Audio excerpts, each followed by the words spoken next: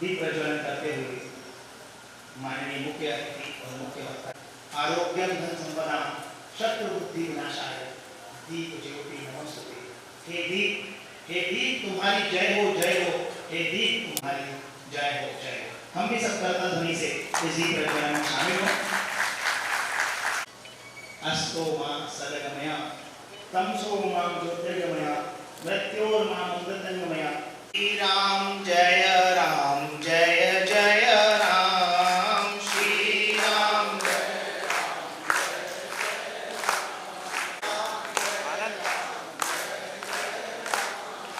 श्री राम जय राम जय जय राम, श्री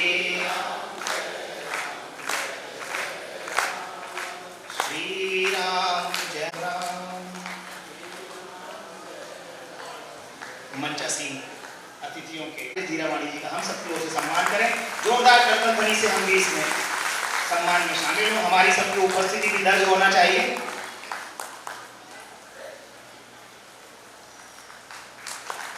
संस्कार धानी के ख्याति डॉक्टर चिकित्सक डॉक्टर राजेश धीरावाणी जी,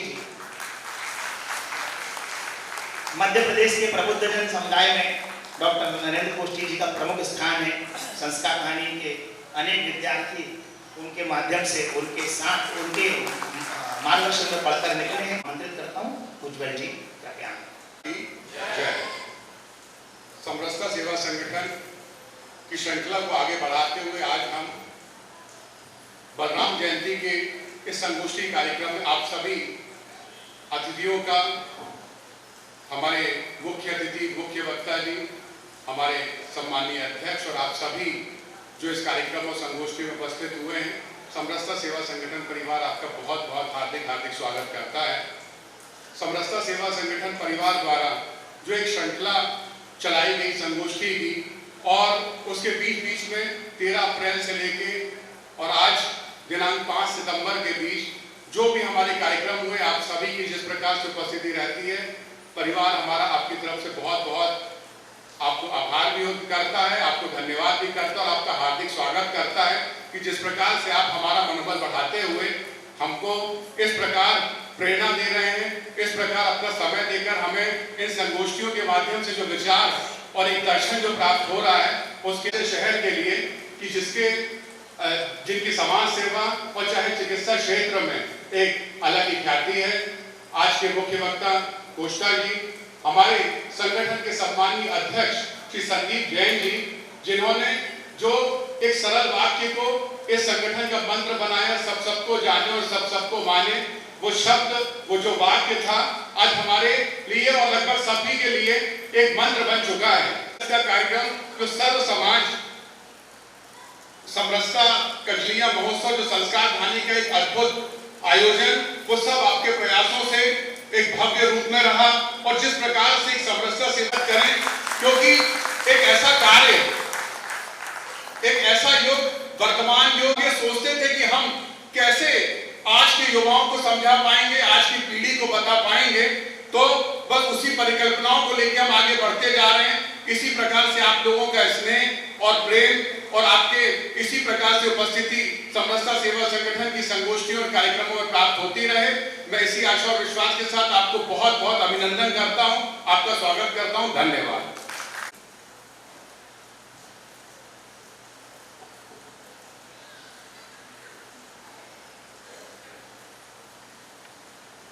बलराम जयंती के आज के इस कार्यक्रम में विलंब से पधारे जो बंधु अभी आए हैं, उन सबका भी मैं एक बार पुनः समरसता सेवा संगठन की ओर से स्वागत करता हूं और श्री अखिल मिश्रा जी से आग्रह करता हूं कि वे समरसता सेवा संगठन की ओर से आज के इस कार्यक्रम में अपने विचार रखें। भाई अखिल मिश्र जी। बलराम जयंती पर सिद्धि धर्मशाला में आप सब पधारे हुए समरस मित्रों का मैं हृदय से अभिनंदन करता हूं। मंच पर विराजमान आज के हमारे इस संगोष्ठी के मुख्य अतिथि नगर ही नहीं बल्कि प्रदेश के विख्यात दंत रोग चिकित्सक श्रीमान डॉक्टर राजेश धीरावाणी जी, और आज हम सबको मार्गदर्शन देने यहां पर पधारे और जैसा कि अभी हमारे संचालक महोदय कह रहे थे कि जिन्होंने हमको यूनिवर्सिटी में मार्गदर्शन हमेशा दिया है, ऐसे हमारे आज के मुख्य वक्ता प्रोफेसर नरेंद्र कोष्टी जी, मंच पर विराजमान हमारे समरसता सेवा संगठन के यशस्वी अध्यक्ष, और मित्रों मैं यशस्वी इसलिए कह रहा हूं कि जैसा भी उज्जवल जी ने आपको बताया कि इस संगठन की जो परिकल्पना और जिन विचारों को लेकर इस संगठन का जन्म हुआ है, उन सभी विचारों को यथार्थ में परिवर्तित करने वाले ऐसे हमारे दूरदृष्टा अध्यक्ष, और इसलिए मैं उनको यशस्वी कह रहा हूं क्योंकि उन्होंने जो ये विचार 13 अप्रैल को पूज्य राम भद्राचार्य जी के कर कमलों के द्वारा प्रारंभ करने का रखा था। बहुत सी कठिनाइयां आई, लेकिन शायद माई को यही आशीर्वाद संदीप जी को देना था और हमारे संगठन का प्रारंभ हुआ, और तब से लेकर आज तक मुझे लगता है 14वां कार्यक्रम है हमारी संगोष्ठी का, जहां पर हम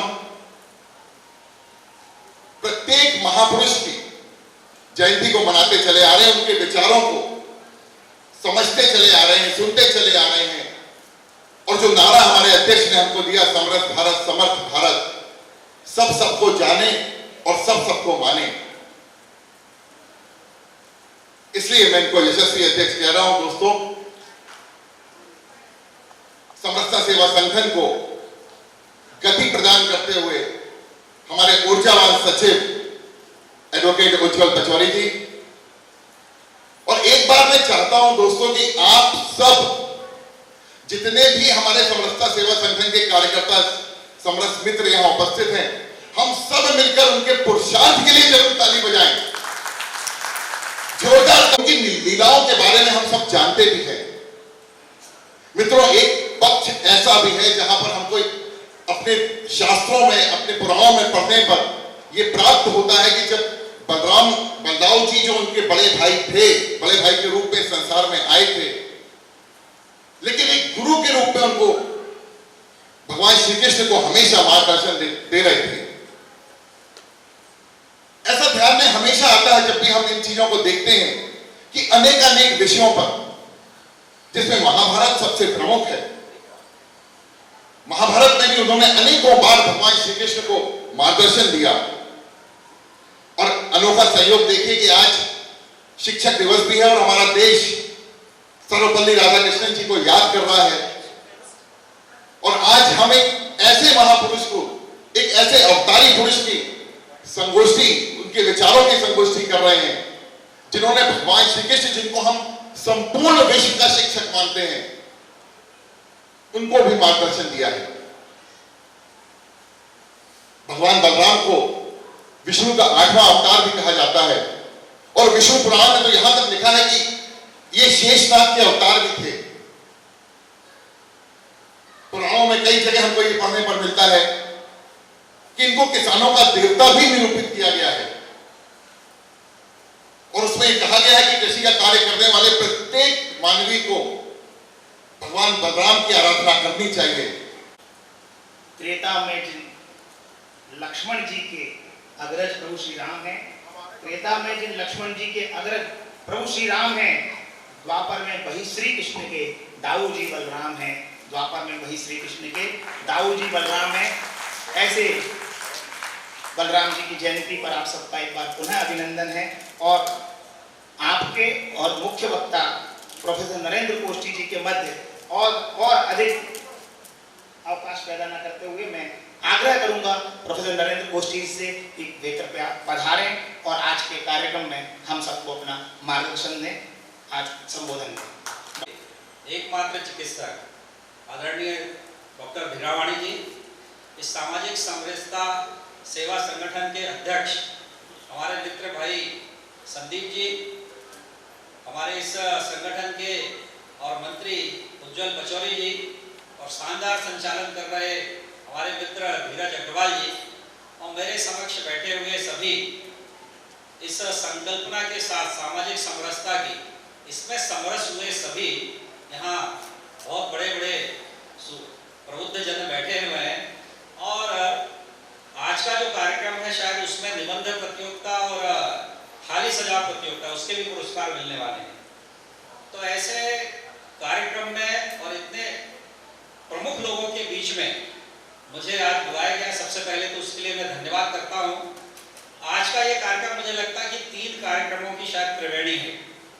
एक तो बलराम जयंती है जिसमें अभी अखिल मिश्रा जी भाई साहब ने पूरा विषय आपके सामने रखा है बलराम जी के बारे में। दूसरा, आज मैं शिक्षक हूँ, चूंकि कॉलेज में पढ़ाता हूँ, प्रोफेसर हूँ, आज राधा कृष्णन जी का भी जन्म दिवस है और बहुत अच्छा विषय है कि कुछ छात्र छात्राएं भी हमारे बीच में उपस्थित है और इसलिए उनको भी हमको आज याद करना चाहिए। और तीसरा, आज हल षष्ठी व्रत भी है। बहुत सारी माताएं बहनें हमारी और हल षष्ठी व्रत रखती है और वो व्रत इसलिए रखा जाता है कि भगवान बलराम ने और जो हल है उससे बोया गया अनाज हम शायद आज ग्रहण नहीं करते हैं। हमारी माताएं बहनें जब इस व्रत को रखती हैं तो हल से जो चीज़ें पैदा होती हैं उनका उपयोग नहीं करते हैं हम। और आज हम लोग बसई के चावल, आप में से बहुत सारे लोग आज उसकी खीर और मधुर खीर खाएंगे और इसलिए उसका ऐसे अनाज का और निषेध भी किया गया है और उसको व्रत रख के और शाम को जब हम पूजन अर्चन करेंगे तो उस खीर को हम प्राप्त करते हैं। जहाँ तक इस संगठन की बात है, बहुत अच्छा विषय यहाँ पर समरसता के बारे में इस पूरी संस्कार कहानी में लगातार मुझे लगता है कि सामाजिक समरसता का एक संदेश। पिछले दिनों जब बंगाली क्लब में कार्यक्रम था, मैं उसमें था, तो विभिन्न समाज के लोग आज के मुझे लगता है परिवेश में इसकी बहुत बड़ी आवश्यकता है कि सब सबको जाने और सब सबको माने। इस संदेश के साथ इस संगठन ने जो काम शुरू किया है उसमें मुझे लगता है हम सबको और तन मन धन से इसमें सहयोग करना चाहिए और इस संगठन को आगे बढ़ाने में ऐसा एक सामाजिक संगठन जो ऐसे और वाक्य को लेकर समरस भारत समर्थ भारत को लेकर आगे चल रहा है, उसमें हम सबको सक्रिय रूप से सहयोग करना चाहिए। भगवान बलराम के बारे में तो बहुत सारा विषय भाई साहब ने रखा है, इससे थोड़ा सा विषय चूंकि छात्राएं यहाँ पर, मैं जरूर जरा सर्वपल्ली राधाकृष्णन के बारे में बोलना चाहता हूँ।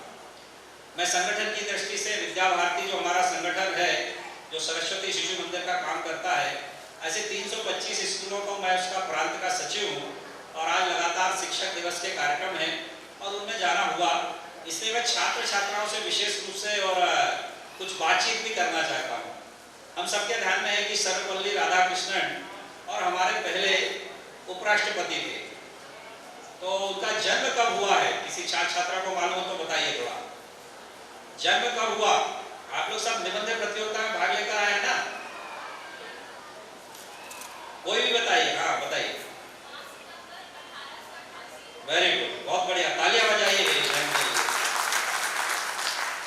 क्योंकि ये विषय हमारे लिए बड़ा महत्व का है। हम आज बलराम जयंती पर बातचीत कर रहे हैं और हम सबको ध्यान में है कि कृष्ण जी की 64 कलाओं की बात भी होती है उज्जैन के संदीपनी आश्रम में, और 64 कलाएं आज शिक्षा के क्षेत्र में बड़ी बात हो रही स्किल डेवलपमेंट की। कि साहब जब स्किल डेवलपमेंट होगा, कौशल विकास होगा, तो ऐसी 64 कलाओं से युक्त दुनिया में शायद मुझे नहीं लगता कि ऐसी 64 कलाओं से युक्त जो है भगवान कृष्ण और जिनके बड़े भाई बलराम रहे हैं, उनके बारे में आज हमें यहाँ चर्चा करने की इस विचार गोष्ठी में उपस्थित हुए हैं। उसके ऊपर भी एक कोर्स और उज्जैन में विक्रम विश्वविद्यालय में ऐसा एक कोर्स भी शुरू हुआ है, उस बात को भी जानने के लिए। और भारतीय ज्ञान परंपरा जिसकी बात हम लोग राधा कृष्णन जी का विषय इसलिए मैंने बीच में लिया, उनके बारे में जब हम जानेंगे तो हमारे ध्यान में आएगा कि राधा कृष्णन जी के बारे में जब हम उनका जीवन परिचय पढ़ते हैं उसको बहुत जानने की आवश्यकता है। और आज की राष्ट्रीय शिक्षा नीति के परिप्रेक्ष्य में, यहाँ सब प्रबुद्ध जन है, ये विचार गोष्ठी, इसलिए मैं कुछ विषय आपके लिए चिंतन के लिए भी छोड़ना चाहता हूँ कि जब हम इसकी चर्चा करते हैं और भारतीय ज्ञान परंपरा की चर्चा करते हैं और ये जो राष्ट्रीय शिक्षा नीति बनी है उसमें और बहुत बड़ा योगदान हमारे मनीषियों का इस भारतीय ज्ञान परंपरा में जो हमारे भारतीय विचारक हुए हैं उन सबको शामिल किया गया है। सर्वपल्ली राधाकृष्णन जी के बारे में जब हम बात करते हैं तो वो दर्शन शास्त्र के प्रोफेसर थे और पूरी दुनिया में दर्शन के माध्यम से और भारत की ज्ञान परंपरा को बढ़ाने का उन्होंने काम किया और उसके कारण से उनको भारत रत्न भी और प्राप्त हुआ। ऐसे सर्वपल्ली राधाकृष्णन के बारे में जब अध्ययन करेंगे, मैं विशेष रूप से यहाँ बैठे हुए सभी प्रबुद्ध जनों से और छात्र छात्राओं से विशेष रूप से, मैं क्योंकि कॉलेज में पढ़ाता हूँ तो ध्यान में आता है जब उनसे किन्हीं अपने और हमारे भारतीय विचारकों के बारे में जब हम बात करते हैं तो उनको पता ही नहीं रहता है कि बहुत अच्छी बात है कि बिटिया ने बताया कि उनका जन्म 1888 में हुआ, नहीं तो वो उनको पता ही नहीं रहता कि हमारे जो बड़े बड़े महापुरुष हुए हैं उनके बारे में कुछ जानकारी नहीं रहती उनको। तो ये बहुत अच्छा विषय, इसलिए उनके जीवन परिचय के बारे में, जिनके जन्म दिवस पर शिक्षक दिवस के रूप में हम उसको मनाते हैं। वो जो शिक्षक दिवस में हुआ है कि उनका जन्मदिन मनाया जाना था और उनके छात्राओं ने कहा कि हम आपके जन्म दिवस को आज एक बड़े और उसके समारोह के रूप में मनाना चाहते हैं। तो राधा कृष्ण जी ने कहा कि आप एक शिक्षक का सम्मान कर रहे हैं, इसलिए मेरा जन्म दिवस मत मनाइए, इसको शिक्षक दिवस के रूप में मनाइए। और इसलिए 5 सितंबर जो उनका जन्म दिवस है वो शिक्षक दिवस के रूप में मनाया जाता है। और ये गुरु शिष्य की परंपरा जो उन्होंने राधा कृष्ण जी ने दर्शन के माध्यम से हमारे बीच में रखी, और इसलिए उनको विचारों को, उनके जीवन परिचय को पढ़कर, उनके सारे साहित्य को पढ़कर हमारे छात्र छात्रा को जानना चाहिए कि भारत का जो दर्शन है वो दुनिया में सबसे सर्वश्रेष्ठ दर्शन है। उसी के आधार पर आज आप देख रहे हैं कि भारत दुनिया का, और चंद्रयान में भी अभी प्रथम देश बन गया है जो दक्षिण ध्रुव पे पहुंच गया है। हम सूर्ययान की भी बात कर रहे हैं, मंगलयान में भी हम आगे हैं। अभी आज से ही और G20 की समिट भी और दिल्ली में शुरू हो रही है। तो ये जो घटनाएं भारत में घट रही हैं, मुझे लगता है कि शायद भारत को पुनः विश्व गुरु बनाने में, और आज की जो गोष्ठी है उसके जो आज तीनों विषय, चाहे बलराम जयंती की बात करें, हम राधा कृष्ण जी के और जन्म दिवस की बात करें, ये सारे कार्यक्रम जो पूरे देश भर में चल रहे हैं, ये भारतीय ज्ञान परंपरा के माध्यम से और हमारे समाज में ये आने बहुत आवश्यक है। उसकी कल्पना जो G20 अभी चल रहा है उसमें वसुधैव कुटुंबकम की बात की गई है। यानी पूरी दुनिया, एक तरफ हम देखते हैं कि हम लोग ग्लोबलाइजेशन शब्द का बहुत प्रयोग करते हैं, साहब पूरी दुनिया में ग्लोबलाइजेशन हो गया है। ये ग्लोबलाइजेशन मुझे लगता है कोई नई चीज नहीं है। जो हमने वसुधैव कुटुंबकम का जो हम पहले से नारा हमने दिया था, शायद वही बात ये ग्लोबलाइजेशन के माध्यम से, जिसको हम वैश्वीकरण की कल्पना कहते हैं, दुनिया में विश्व शांति के लिए G20 का अध्यक्ष भारत बना है। और ऐसे भारत में हम ये छात्र छात्राएं रह रहे हैं। थोड़ी सी बात मैं आप लोगों से राष्ट्रीय शिक्षा नीति की जरूर करूंगा, क्योंकि मेरा क्षेत्र है इसलिए उसकी बात करना चाहता हूं। जब ये राष्ट्रीय शिक्षा नीति बनी तो मुझे लगता है कि भारत में पहली बार, मैं उसका जबलपुर में नोडल अधिकारी भी था उच्च शिक्षा विभाग की ओर से, लगभग 2.5 लाख सुझावों के पश्चात 1986 के पश्चात, और ये राष्ट्रीय शिक्षा नीति हमारे बीच में आई। और उसके 5 जो है वो 5 मेजर्स रखे गए, 5 मापदंडों को राष्ट्रीय शिक्षा नीति बनी है। उनमें हम सब की भूमिका बने। इस अवसर पर मैं आपसे कुछ संकल्प भी कराना चाहता हूँ। जैसे पहला विषय उसमें रखा गया कि शिक्षा की पहुंच, पूरे देश में साक्षरता की दर हमारी 2011 की जनगणना के अनुसार वो 73% है। अभी इसको 100% तक ले जाना। तो यहाँ जितने लोग बैठे हैं मैं उनसे संकल्प लेना चाहता हूँ कि भारत की साक्षरता दर 100%, वो 2025 में एक लक्ष्य लिया है, उसकी फिर हम समीक्षा करेंगे और 2030 में ये पूरा होगा। उसमें हम सबकी भूमिका बननी चाहिए। क्या हम एक एक छात्र को, हमारे गली मोहल्ले में यदि कोई रहता है तो हमारे जो भाई बहन है जो अभी स्कूल में पढ़ने वाले छात्र हैं या कॉलेज में भी पढ़ने वाले छात्र होंगे, तो जरा इस साक्षरता दर को हम 100% पहुंचाने में अपनी भूमिका कोई अदा कर सकते हैं क्या? सरकार का काम नीतियां बनाना है, बहुत सारे लक्ष्य भी रखती है वो, परंतु उसमें समाज की भूमिका कैसे बनेगी? और इसलिए समरस भारत और समर्थ भारत का नारा जो इस संगठन ने दिया है, उसको साकार करने में, ये 100% साक्षरता दर के लक्ष्य को प्राप्त करने में हम कोई संकल्प इस कार्यक्रम में ले सकते हैं क्या? दूसरा, उसमें बहुत अच्छी बात की गई है, दूसरा मेजर उस राष्ट्रीय शिक्षा नीति का रखा गया है, शिक्षा की गुणवत्ता, क्वालिटी एजुकेशन की हम लोग बहुत बात करते हैं और कहते हैं कि दुनिया में भारत का प्रथम 200 विश्वविद्यालय में कोई भी विश्वविद्यालय नहीं है, हमारा कोई शैक्षिक संस्थान नहीं है। हम सब अमेरिका या यूके या जापान की तरफ देखते हैं, पर ये उसमें शामिल हो जाए, उसमें शिक्षा की गुणवत्ता, तो उसमें छात्र और शिक्षक दोनों का योगदान है। उसमें जब हम दोनों की गुणवत्ता बढ़ाने की बात करेंगे तो बहुत सारी बातें इस राष्ट्रीय शिक्षा नीति में आई हैं, उनका भी आप अध्ययन मनन चिंतन करें और उसमें हमारी क्या भूमिका हो सकती है, क्योंकि हर छात्र आजकल कैरियर ओरिएंटेड हो गया है। यहाँ जितने अभिभावक बैठे हैं सबको लगता है कि हम डॉक्टर भीरावाणी जैसे डॉक्टर बन जाए या इंजीनियर बन जाए, ये तो बहुत अच्छी बात है, पर हम समाज के लिए भी कोई सामाजिक नेतृत्व खड़ा कर सकते हैं क्या? हम कोई अच्छे सोशल लीडर भी हो सकते हैं। संदीप जी हमारे बीच में है, बहुत पुराना मित्र हमारे। ये काम करके भी हम समाज में और बहुत अच्छा काम कर सकते हैं।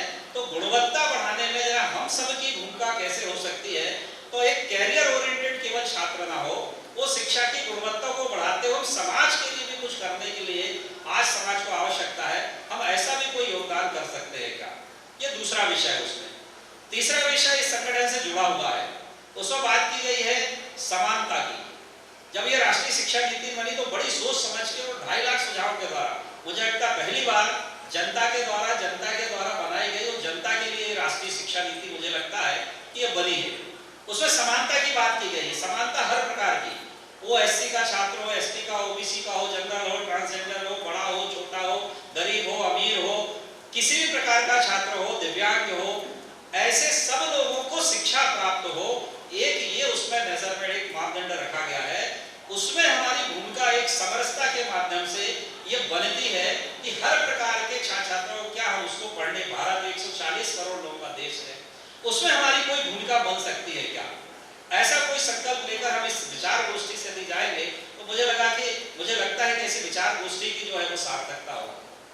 चौथा मेजरमेंट उसमें रखा गया है, जो मापदंड रखा गया था, और वो है अफोर्डेबिलिटी।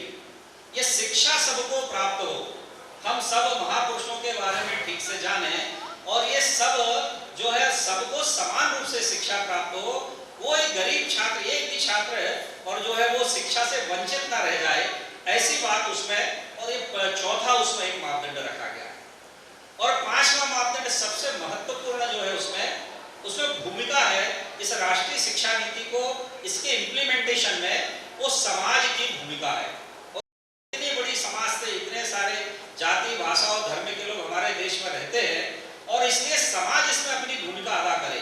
पहली बार मुझे लगता है कि शायद समाज की भूमिका इसमें बनाई गई है और इसलिए समाज के हम एक जिम्मेदार, भारत के जिम्मेदार नागरिक रहते हुए हम एक नागरिक की भूमिका निभाते हुए इसको इम्प्लीमेंट करने में, क्योंकि आप सबके ध्यान में है कि जब ये राष्ट्रीय शिक्षा नीति आई तो इसमें बहुत सारे विरोधी विचार के लोगों ने और कहा कि साहब मालूम नहीं ये क्या कर दिया है, एकदम सब बदल दिया है, कुछ समझ में नहीं आ रहा है, उनकी समझ में भी नहीं आने वाला है।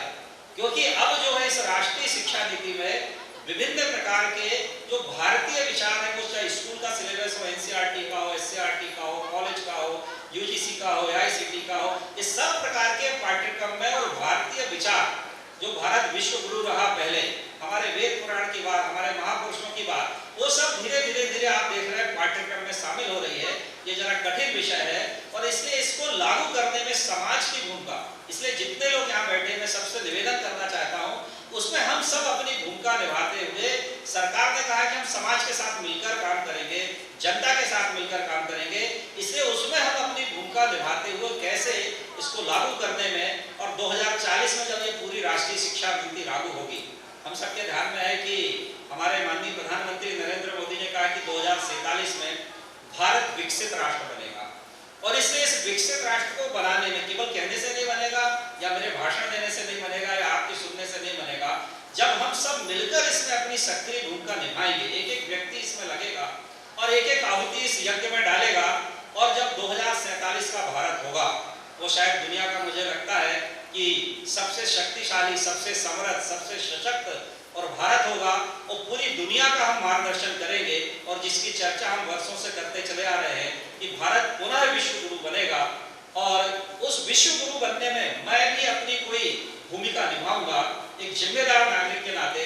ऐसा संकल्प लेते हुए इस विचार गोष्ठी में मुझे लगता है कि ये विषय मैंने आपके सामने रखा है, आप सबकी भूमिका इसमें बने और हम सब अपनी भूमिका निभाते हुए भारत को पुनः विश्व गुरु बनाने में और अपना अपना योगदान देंगे। इतनी बात कहते हुए मैं अपने विषय में यहाँ समाप्त करता हूँ। आपने मुझे अवसर दिया, उसके लिए बहुत बहुत धन्यवाद। जय हिंद, जय भारत। मुकम ग्लोबलाइजेशन, शिक्षा नीति में समानता और बलभद्र बलराम दाऊ जी की शिक्षा में 64 कलाएं और वर्तमान स्किल डेवलपमेंट, इसको जोड़ते हुए आदरणीय नरेंद्र गोष्ठी जी ने अपनी बात हम सब तक रखी। मुझे पूरा विश्वास है कि ये युवा आपकी आशाओं पर खरे उतरेंगे और जो अपेक्षा आपने यहाँ से व्यक्त की है, सही कह रहा हूँ, मैंने जो अपेक्षा माननीय मुख्य वक्ता ने व्यक्त की है उसको पूरा करेंगे आप लोग? हाँ तो फिर ताली बजाइए। बोले भारत माता की। आज के कार्यक्रम के मुख्य अतिथि आदरणीय डॉक्टर राजेश धीरावाणी से आग्रह है कि वे हम सबका मार्गदर्शन करें। आदरणीय धीरावाणी जी।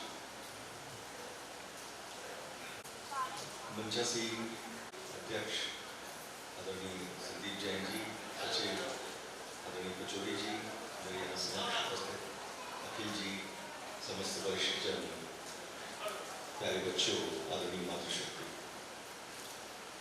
आज का कार्यक्रम बहुत ही अनूठा है।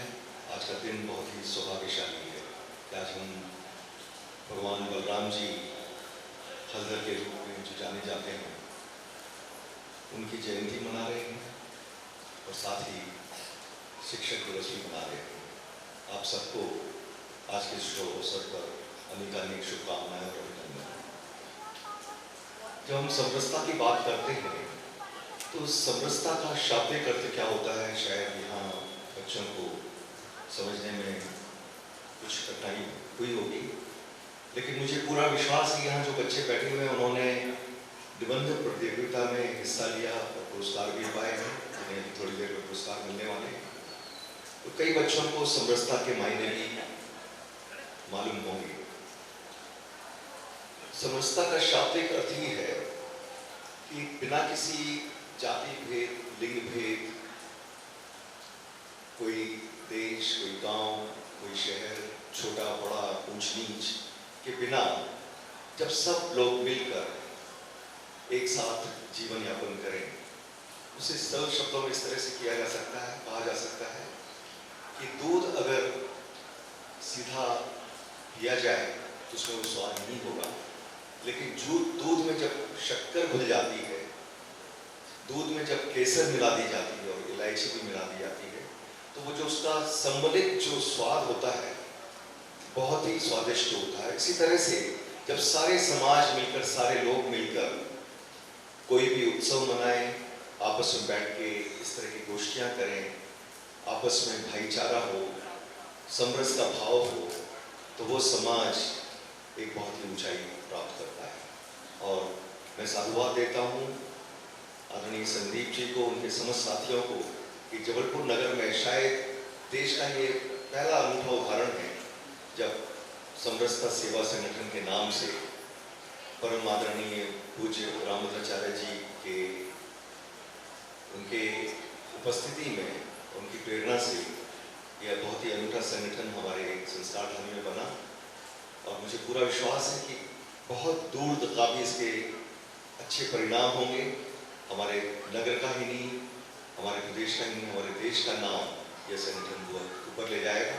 और इस उदाहरण को देखते हुए हमारे देश के अन्य नगर भी इस तरह के समरसता संगठन की आयोजना करेंगे, उनका निर्माण करेंगे और देश में एक बहुत अच्छे वातावरण उत्पन्न होगा, आपस में भाईचारा बढ़ेगा, अलग अलग समाज के, अलग अलग जाति के और अलग अलग धर्म के लोग जब एक साथ बैठ के इस तरह के उत्सव मनाएं। अभी आप सबने देखा ही कजलियों का उत्सव जो इस संगठन ने मनाया, बहुत ही अनूठा कार्यक्रम था जिसमें सब हमारे धर्मगुरु, सब समाजों के लोग सभी ने बढ़ चढ़ के हिस्सा लिया। बड़ों ने छोटों को आशीर्वाद दिया, छोटों ने बड़ों से आशीर्वाद लिया और गले मिलकर जो अपनेपन का जो एहसास हम सब ने प्राप्त किया, वो एहसास बहुत ही अनूठा है। भारत देश एक बहुत ही महान देश है। जब इस तरह के सम्मेलन जिसमें भाईचारा बढ़ता है, चाहे वो कजलियों का उत्सव हो, चाहे होली का त्यौहार हो, चाहे दिवाली का वो त्यौहार हो, हम सब मिलकर अगर इस उत्सव को बनाते हैं और एक दूसरे को शुभकामनाएं देते हैं, तो वह एहसास पूरे जीवन की एक पूंजी होता है। और वो व्यक्ति जो हमें इस तरह के एहसास दिलाता है, वो हमारा भाई बहन, माँ और पिताजी बन जाते हैं। आज शिक्षक दिवस भी है। अभी कोष्टी जी ने हमारी नई शिक्षा नीति के बारे में भी बहुत विस्तार से, बहुत अच्छे तरह से बताया। मैं उनके जैसा ज्ञानी तो नहीं हूँ, लेकिन जो हमारे प्रधानमंत्री जी जो वसुधैव कुटुंबकम की धारणा लेकर पूरे विश्व को एक संदेश दे रहे हैं, चाहे अभी उनके अनेक विदेशों में भ्रमण हुए, जो आज ही बहुत अच्छा एक जो सूचना है वो है कि ग्रीस, ब्राज़ील और इजराइल ये जो तीनों देश हैं आपस में बहुत ही मित्र हैं और वो चाहते हैं कि भारत भी उनके इस ग्रुप में शामिल हो। शायद ऐसे बहुत ही विरले देश हैं इस विश्व में जो भारत से अपनी दुश्मनी रखते हैं। जब कभी हम लोग विदेशों में जाते हैं तो चाइनीज हो या पाकिस्तानी हो, वे भी अपने आकाओं के बारे में यही कहते हैं कि ये सब पॉलिटिकल स्टंट्स हैं। जब हम लोग उनके साथ मिलके बैठते हैं किसी कॉन्फ्रेंसेस में, तो अंदर से भले ही कुछ भी हो, लेकिन बाहर से हमेशा एक वो भावी उच्चारण झलकता है। पाकिस्तानी यही बोलता है कि हम सबका खून तो एक ही है, हम एक ही धरती के हैं, लेकिन ये पॉलिटिकल बाउंड्रीज हो गई हैं और हम सबको दूर होना पड़ा है। तो इस तरह के समरसता संगठन सिर्फ हमारे देश में ही नहीं, हमारे पूरे विश्व में एक भाईचारा, एक वसुधैव कुटुंबकम की भावना को उत्पन्न करते हैं। और मुझे बहुत हर्ष है कि इस तरह के कार्यक्रम में शिरकत करने का मुझे समय समय पर संदीप जी के माध्यम से और अन्य भाइयों के माध्यम से मुझे ये सौभाग्य प्राप्त होता रहता है। आप सबने मुझे यहाँ बुलाया, मुझे सम्मान दिया, उसके लिए मैं आप सबका बहुत बहुत आभारी हूँ। और यहाँ पर आज थाली सजाओ और निबंध प्रतियोगिता में जिन भी प्रतिभागियों को पुरस्कार मिलने वाले हैं, सबसे अच्छी बात जो संदीप जी ने मुझसे कही कि इसमें कोई प्रथम, द्वितीय, तृतीय श्रेणी नहीं है। यहाँ पर समस्त लोगों को पुरस्कार सर्टिफिकेट के रूप में मिलेगा और साथ ही पहले 10 जो प्रतिभागी हैं जिनका निर्णायक मंडल ने जो निर्णय दिया है, उसमें प्रथम 10 लोगों को कुछ राशि भी दी जा रही है उनके प्रोत्साहन के लिए, 1100 की राशि। और यह इस संगठन की एक बहुत विशेषता है कि यहाँ कोई सदस्य नहीं है, यहाँ कोई, मैं चाहता हूँ संदीप जी मेरी इस बात से बिल्कुल गुमान करेंगे कि न तो वो अध्यक्ष हैं, न पचौरी जी सचिव हैं, यहाँ के सारे कार्यकर्ता अध्यक्ष और सचिव हैं और उसी भावना के साथ सब काम करते हैं। सबसे अच्छी बात मुझे इस संगठन में ये लगी। आप सबने यहाँ पर मुझे बुलाया, सम्मान दिया, उसके लिए मैं बहुत बहुत आभारी हूँ। बहुत ही आप सबका आभार व्यक्त करता हूँ। जय हिंद। डॉक्टर साहब ने व्यक्त किए हैं, जो बल गौ और सज्जनों की सेवा में लगे, जो बल समरसता के कार्य में लगे, जो बल परोपकार, परमार्थ, परहित में लगे, वही बल बलराम है। और उसी बलराम स्वरूप ईश्वर के जयंती समारोह पर हम आज पुनः इकट्ठे हुए हैं। इसके पहले कि हम द्वितीय चरण सम्मान समारोह और पुरस्कार वितरण की ओर बढ़ें, प्रथम चरण की इस विचार गोष्ठी के अध्यक्षीय उद्बोधन के लिए मैं आमंत्रित कर रहा हूं समरसता सेवा संगठन के अध्यक्ष श्रीमान संदीप जैन जी को कि वे आएं और अध्यक्षीय उद्बोधन से इस प्रथम चरण का समापन करें, फिर हम द्वितीय चरण में सम्मान समारोह की ओर बढ़ेंगे। धन्यवाद धीरज जी। बोलिए नर्मदा मैया की, भारत माता की, प्रभु श्री राम की। और आज श्री बलराम जी की जयंती, जोरदार नारा लगाई। बोलिए बलदाव बलराम जी की। आज बलदाव भगवान बलराम जी के प्रकट उत्सव के अवसर पर समरसता सेवा संगठन के कार्यक्रमों की श्रृंखला में आयोजित इस विचार गोष्ठी एवं पुरस्कार वितरण समारोह में कार्यक्रम को जिन्होंने गर्मा भव्यता प्रदान की, ऐसे मुख्य अतिथि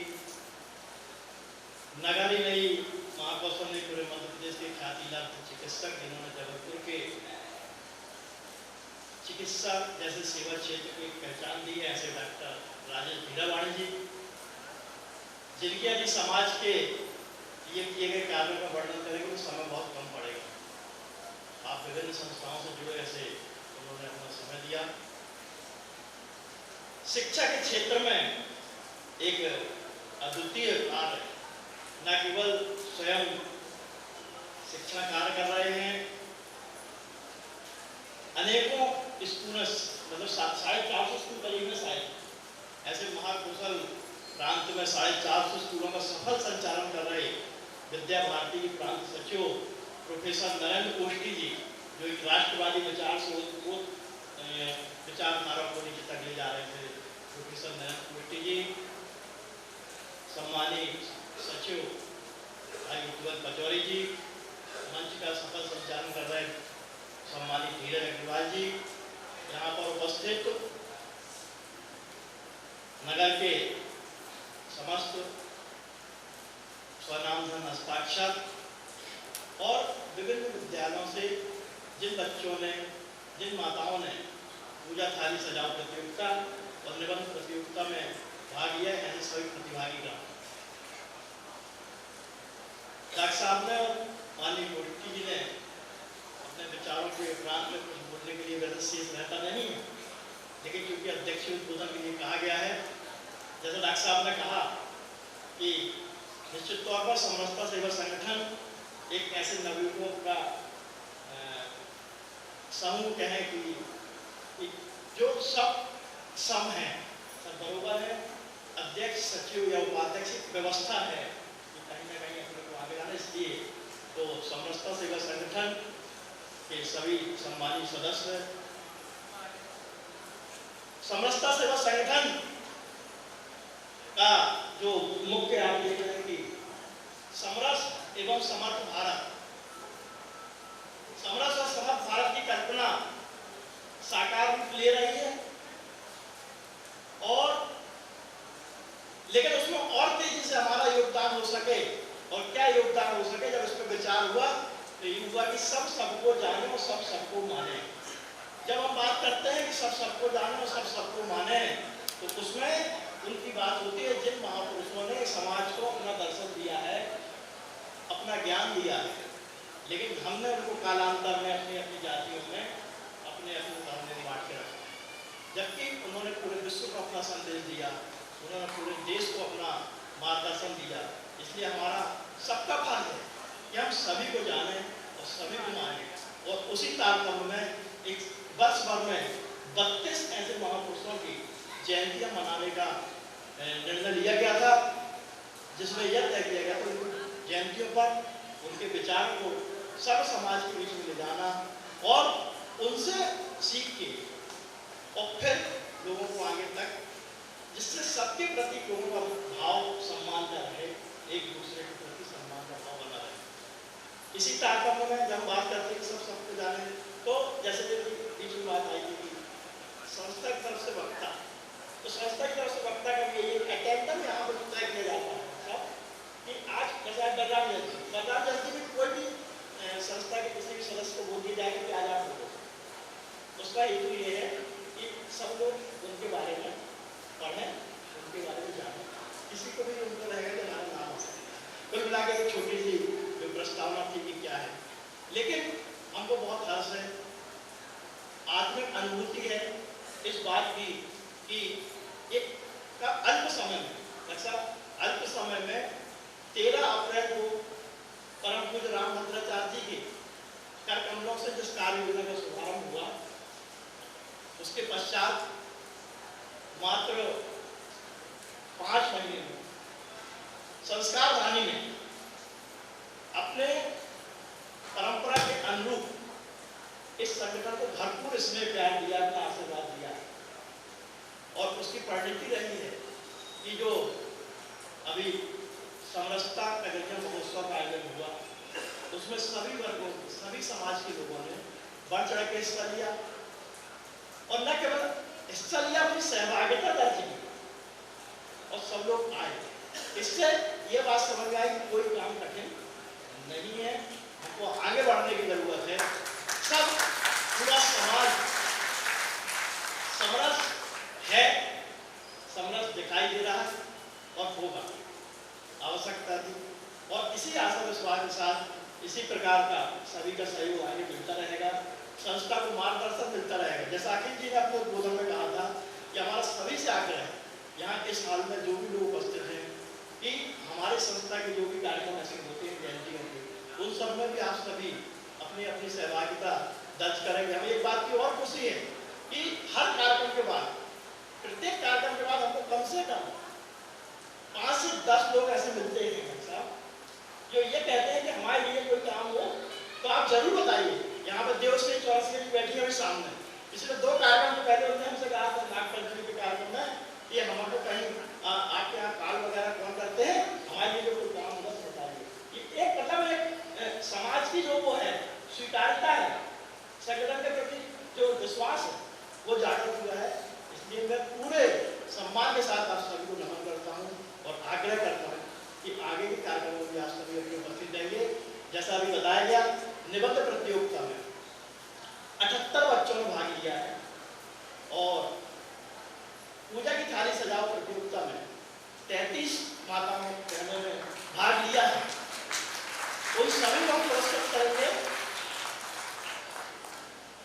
टॉप 10 जो प्रथम 10 है, जिनके श्रेष्ठ है, इसलिए उसमें प्रथम द्वितीय तृतीय नहीं किया था, क्योंकि इस प्रतियोगिता का उद्देश्य जो था वो कंपटीशन नहीं था, लोगों में जागरूकता थी कि लोग समरसता और कजलियों को जानें, उनके बारे में पढ़ें और लिखें। तो इसलिए प्रथम 10 को 11,1100 रुपये की नगद राशि और स्मृति चिन्ह और बाकी सभी को प्रमाण पत्र स्मृति चिन्ह दिए जाएंगे। मैं आप सब बहुत देर से इंतजार कर रहे हैं, मैं अब आपको और मंच के बीच में ज़्यादा समय लेते हुए अपनी वाणी को बढ़ा देता हूँ। धन्यवाद। भारत माता की। बहुत बहुत धन्यवाद संदीप जी। प्रथम चरण के पश्चात हम द्वितीय चरण में प्रवेश कर रहे हैं और मैं मंचासीन अतिथियों से आग्रह करूंगा कि मैं समाजजनों को सादर आमंत्रित कर रहा हूं। वे आमंत्रण पर मैं आग्रह करूंगा कि वे उन सबका सम्मान करें। सर्वप्रथम श्रीमान भारत सिंह जी यादव, वरिष्ठ समाज सेवी, कृपया मंच पर आएं। श्रीमान रजनीश यादव जी,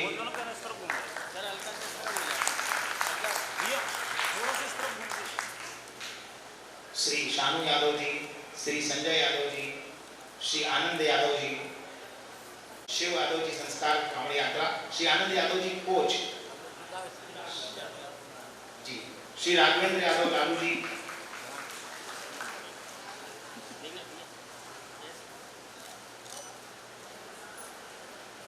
श्री सुखदेव यादव जी, श्री मोहन शशि यादव जी, श्री शशांक यादव जी युवा समाज सेवी, श्री चंदन सिंह यादव जी, श्रीमान तिलक यादव जी और श्री KN सिंह यादव जी समाज सेवी।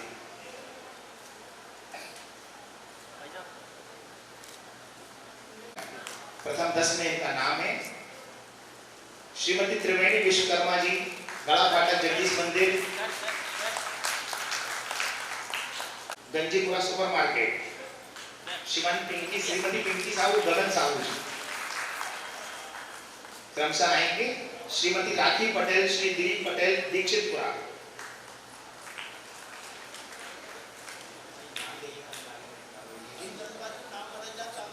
हाँ, श्रीमती जया साहू, श्री ब्रजेश साहू जी, SBI कॉलोनी, विजयनगर, जबलपुर। से आसान रहेगा।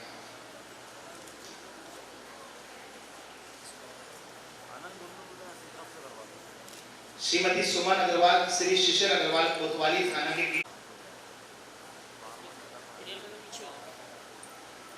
करतल ध्वनि आपकी मध्यम हो रही है।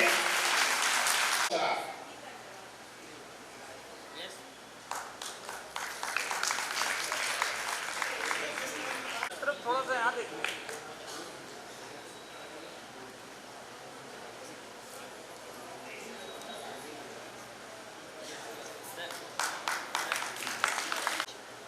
बोलना ना कोई होगा।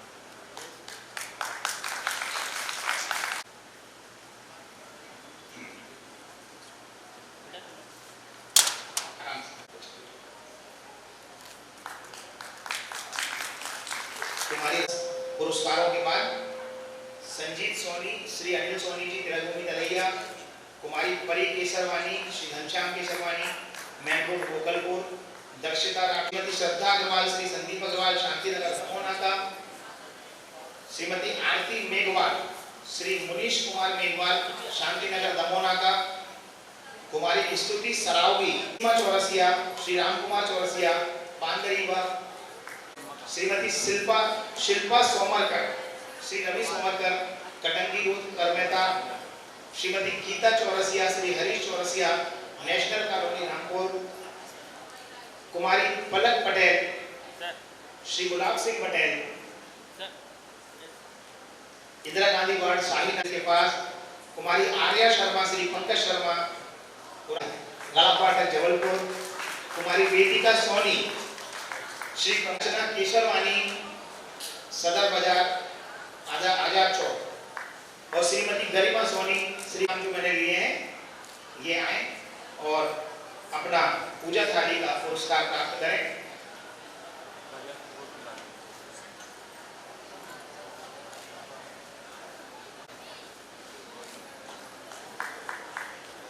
का मैं नाम ले रहा हूँ वो इस ओर मेरी जहां मैं हाथ दिखा रहा हूँ इस ओर आ जाएंगे पहले और अपने क्रम का ध्यान रखेंगे। महाविद्यालय आए हैं, उसके पश्चात आपको आना खुशी दाहिया, श्री रूपलाल दाहिया जी, रिया शर्मा जी आई हैं, आर्या जायसवाल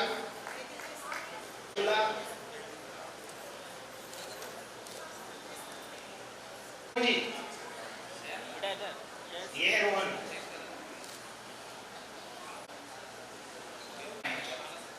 समर्थ पटेल, श्री गुलाब पटेल, अरुण भैया निबंध वाले उठा लीजिए, ये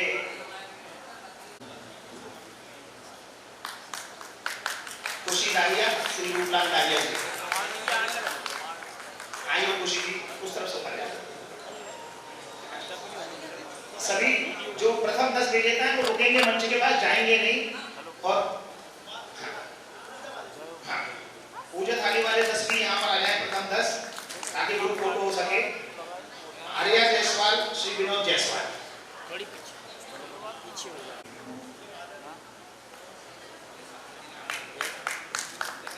आप सभी से निवेदन है कि कार्यक्रम स्थल से प्रस्थान नहीं करेंगे, जलपान ग्रहण करने के बाद ही, समापन के बाद जलपान ग्रहण करने के बाद यहाँ से प्रस्थान करें।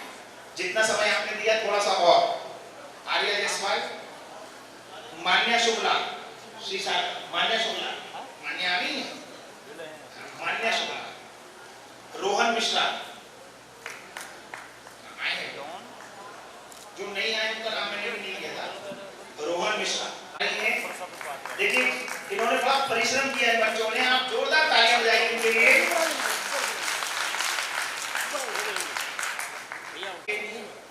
दिव्य प्रकाश आ रहे हैं, जोरदार तालियों से दिव्य प्रकाश का स्वागत करें। मुस्कान चौरसिया जी, दीपक चौरसिया जी हमारे बीच आए हैं। वैसे मुस्कान को आपको लेकर आना क्या है, इतने सारे लोग बधाई देना चाहते हैं ना, इसमें एक प्रतिभागी नहीं आए हैं, एक प्रतिभागी रिया शर्मा नहीं आए हैं, और पूजा थाली वाले सभी प्रतिभागियों के नाम है, उनको प्रमाण पत्र और पुरस्कार मिलना है।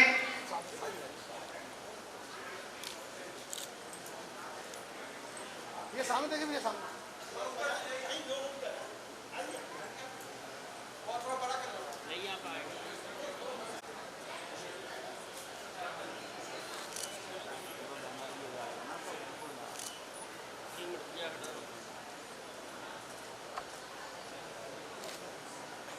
रुकिएगा भी, आनंद रोक के रखना।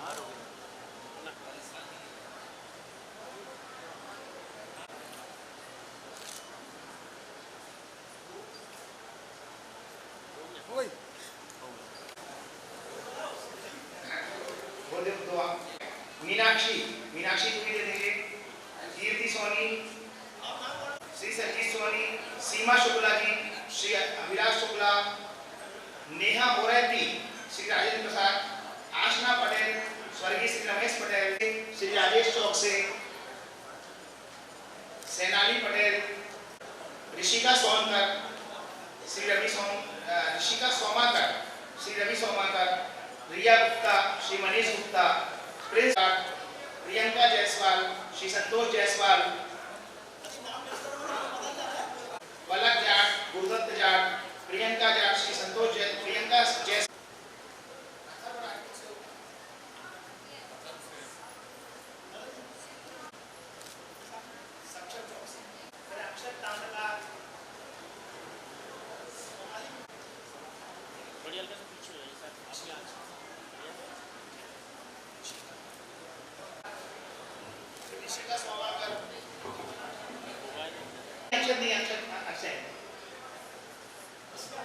ऋषिका, रिया सोमाकर, रिया गुप्ता, प्रिंस गुप्ता, प्रिंस होंगे इसके बाद, पलक में पलक जाट,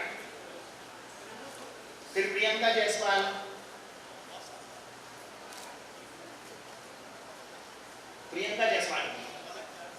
फिर आरिफिन उस्मानी, स्वागत है आपका, फिर मिताली अग्रवाल, मिताली आप हैं?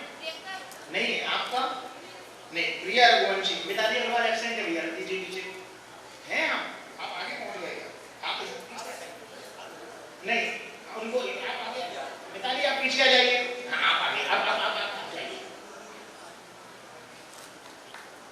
मिताली के बाद प्रिया रघुवंशी, हाँ फिर रिया सिंह रघुवंशी, रिया, फिर अंजलि चौधरी, फिर उत्कर्ष कुशवाहा, उत्कर्ष आए हैं, फिर मानसी मेघवानी, जयदीप राठौर,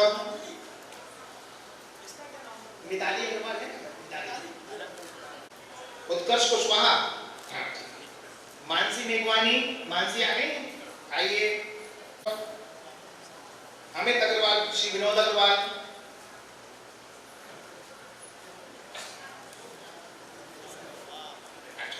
जयदीप नहीं है, अमित आए हैं, अमित अग्रवाल, कृति ठाकुर, श्री हीरा सिंह जी ठाकुर,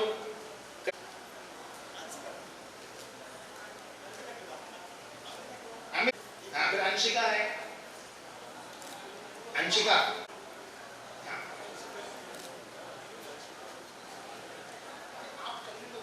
बच्चों लाइन नहीं लगेगी, एक के बाद एक देते जाओ। अमित अग्रवाल का निकाल लेना, नीचे चला गया अमित अग्रवाल। विवेक पटेल हो गए, ईशा शर्मा, श्री पंकज शर्मा, अनामिका विश्वकर्मा, श्री संजय विश्वकर्मा, नीचे चला गया, वो है तो नहीं, अच्छा अनामिका विश्वकर्मा जी की नहीं, अभी नहीं है, हमने तो किया, आप रुक जाओ ना, अभी रुक जाओ, कर देंगे आपको, है ना, दूसरे बच्चे आए उनको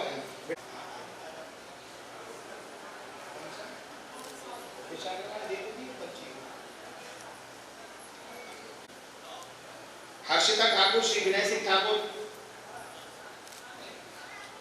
त्रिवेदी, देविका सिंह यादव आएंगे नहीं, फिर अक्षत आ रहे हैं, अक्षत आगे आओ, साक्षी जायसवाल, संजय जायसवाल, बहुत देर कर दी बेटा आपने, चलो देविका सिंह यादव, आदित्य कोष्टा, रुक जाइए, आदित्य कोष्टा इनके बाद जायसवाल आ गई हैं, फिर सतीश जायसवाल, रुक जाइए बेटा, आप रुक जाइए, पीछे रुकिए, जायसवाल, सतीश जायसवाल आ गए नहीं, अभिजीत, श्री अशोक जायसवाल, श्रीकांत नामदेव, शशांक कुशवाहा, आकांक्षा गौड़, दर्श जैन, देवांश जैन, लक्ष्य जैन, श्रीकांत नाम, शशांक कुशवाहा,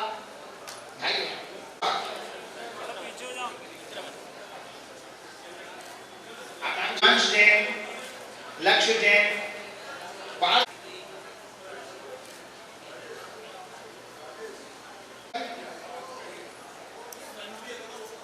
संघवी अग्रवाल, शिशिर अग्रवाल आइए, भेजो। तनिष्का रोहरा, नितिन साहू, सुनीति सोनी, संघवी अग्रवाल हुआ, हाँ शंकरी, पहले ये बच्चे को दे। शिवान सोनी और सुनीति सोनी का एक साथ निकाल दीजिए। शिवान साहू, जो उमरे, आन्या श्री,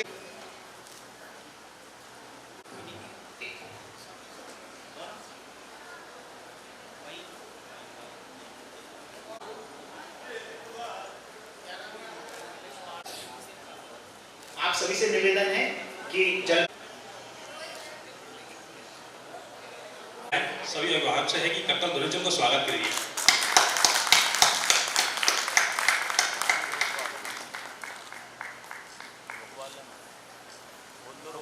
रुकना बेटा, अभी उठना नहीं तो।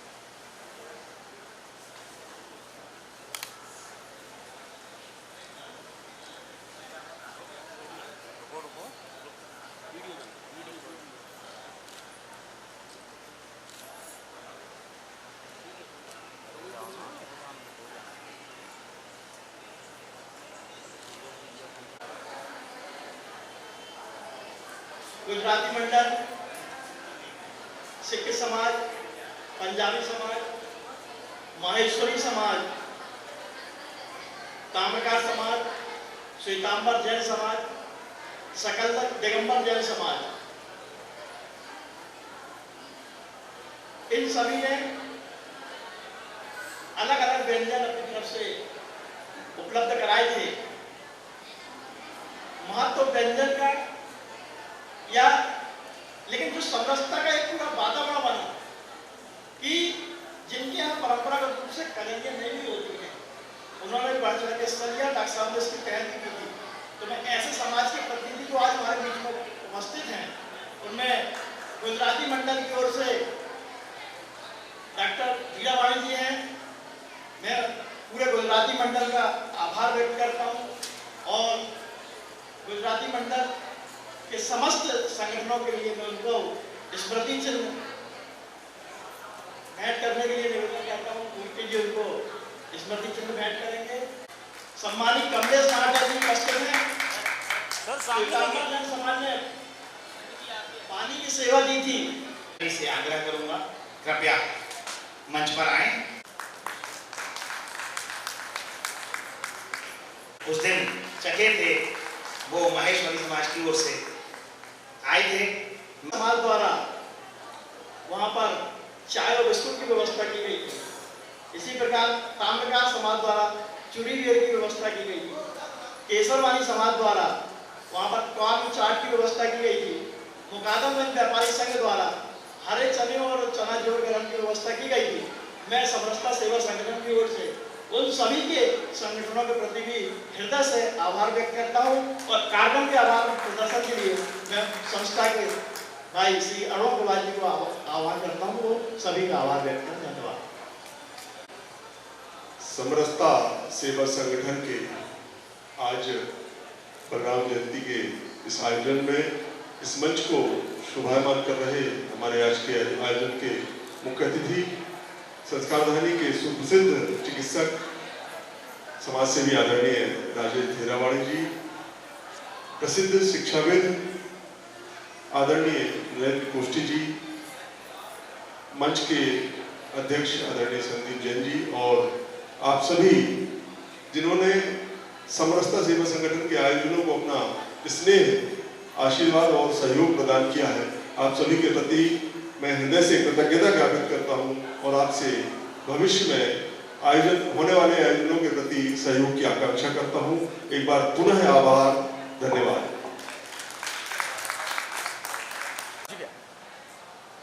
समरसता सेवा संगठन सबको जाने, सबको माने, इस कल्पना के साथ महापुरुषों की जयंती के कार्यक्रमों पर विचार गोष्ठी और सम्मान समारोह का आयोजन करता है। इसी तारतम्य में आज भगवान बलराम जयंती का आयोजन किया गया। इस अवसर पर जो समरसता कजलिया महोत्सव थे, उसमें पूजा की थाली और निबंध प्रतियोगिता का भी आयोजन किया गया था। उन प्रतिभागियों को भी सम्मानित किया गया। दोनों प्रतियोगिताओं में जो प्रथम 10 थे उनको 1100 रुपये की राशि दी गई और बाकी सभी को प्रोत्साहन स्वरूप स्मृति चिन्ह एवं प्रमाण पत्र दिए गए। निबंध प्रतियोगिता में 78 बच्चों ने भाग लिया। इसी प्रकार पूजा की थाली सजाओ प्रतियोगिता में 33 मातृशक्ति ने माताओं बहनों ने भाग लिया। मैं सभी का हृदय से आभार करता हूँ। संदीप जैन, अध्यक्ष समरसता सेवा संगठन।